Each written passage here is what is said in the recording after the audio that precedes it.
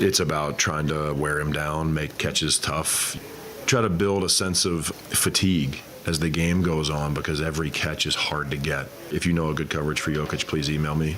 While I look for Coach Hardy's email, I figured I'd do a video to explain to everyone just what happened last night, since it got downright chippy. The Jazz were able to hold Jokic to some extremely pedestrian numbers, and their secret weapon was to give a guy that had bounced around 3 different colleges and 2 NBA teams on a 2-way contract his first start of the year. A guy who had played a total of 120 minutes the whole season. Oh yeah, and he's giving up 8 inches and 95 pounds to the sizable Serbian. The first thing Elijah Harkless did was to use his lower center of gravity to get underneath Jokic, and this simultaneously affected where he caught the ball on the floor and dysregulated Jokic's emotional state. While a defender is entitled to his space on the floor, especially when he's quicker and can beat his man to the spot, it gets a little dicey when he also reaches around to grab Jokic's leg to root him out of position. Keontae George pushed it even more by grabbing his shorts to gain an advantage, and it takes Jokic out of the possession as he turns to complain to the ref. But this doesn't really do anything for the defense, so the ref ignores it.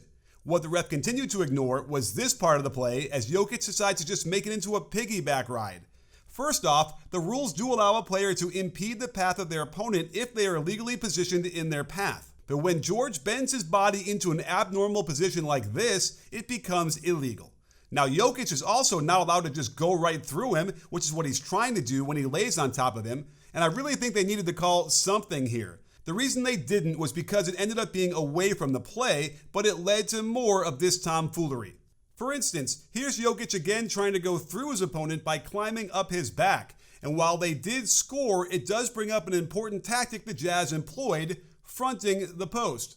Here's a slightly bigger defender in John Konkar on Jokic, and you can see how fronting him eliminates the pass there, but the worry of the lob pass over the defense causes help to slide over early, and they're ready for it as Hardaway Jr. cuts right into the open space for the layup. They fronted him again later in the game, with the second defender sandwiching him to take away the lob. Jokic struggles to get the defender on his back, and Hardaway got antsy and forces a bad shot on the baseline. The Nuggets did stumble upon a better strategy to combat the fronting of the post.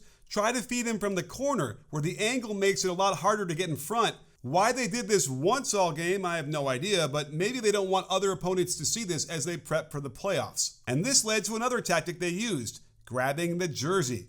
This can be subtle and hard for the refs to detect when they're busy dealing with the ball, 3 seconds, and all manner of other higher priority concerns. Fronting takes away the entry pass while also getting him so frustrated, he's lucky he didn't get called for an offensive foul for this major flail. It did allow him to get better position, but I think he was dysregulated by all this contact and gets the ball deflected out of his hands easily. The Jazz literally seized on this tactic when they realized how upset Jokic was getting. When their center grabs his jersey late in the game, 2 of the refs are blocked from seeing it and the slot is focused on the ball handler.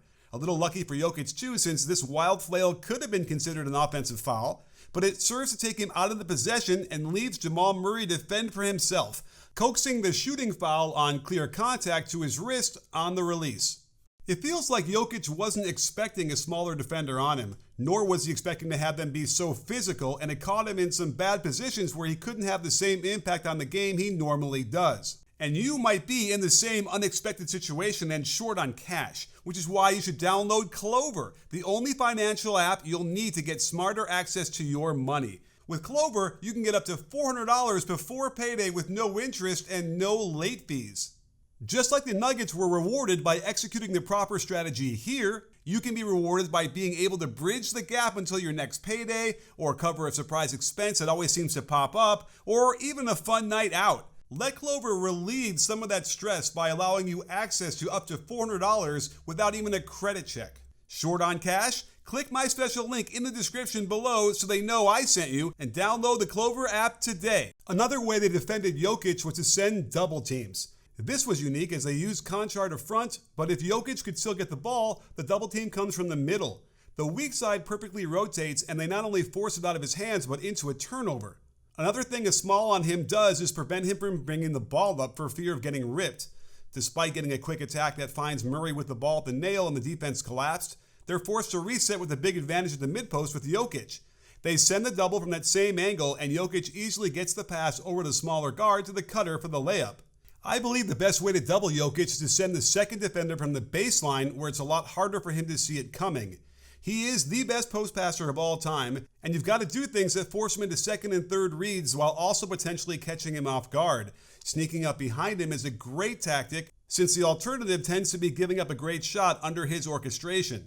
I haven't seen enough teams send the double from the baseline, but watch for it in the playoffs. But one thing the Nuggets can't hide is the profound effect this type of junk defense has on Jokic, and then the offense in general. He got caught up in foul baiting, like this attempt that left him with an awkward attempt at a shot, and a host of other plays that distracted from the task at hand, running your offense and putting the ball in the bucket. Ultimately, did it affect the outcome that much? The Nuggets scored 128 points, something they'd only done in 15 other games this season. But they did it by relying on the heroics of Jamal Murray. Can they rely on this when they get deep in the playoffs? Probably. And when they get Aaron Gordon back, almost everything changes overnight. Jokic can't seem to prevent himself from getting in the craziest of positions with other players out there.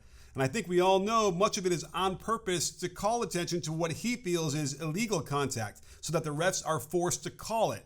And that's putting a lot of your eggs in one basket, since it gets him into a lot of awkward positions that are out of his control. And the bottom line is, you want as much control over the outcome of the game as possible. And I get it. On a play like this, of course he'd want the ref to call something, but these are much smaller guys giving it their all, and rather than glare at the ref and then take yourself out of the play, be strong, hold your ground, and fight through it. Instead, he got in his head, sloppy with the ball, and even let his patented no-look skip to the corner get stolen pretty easily. But if the Nuggets get ousted from the postseason, most likely it will be from some version of extra physicality by a smaller defender on him. And until they can stop him from trying to flail his way through it, they're vulnerable.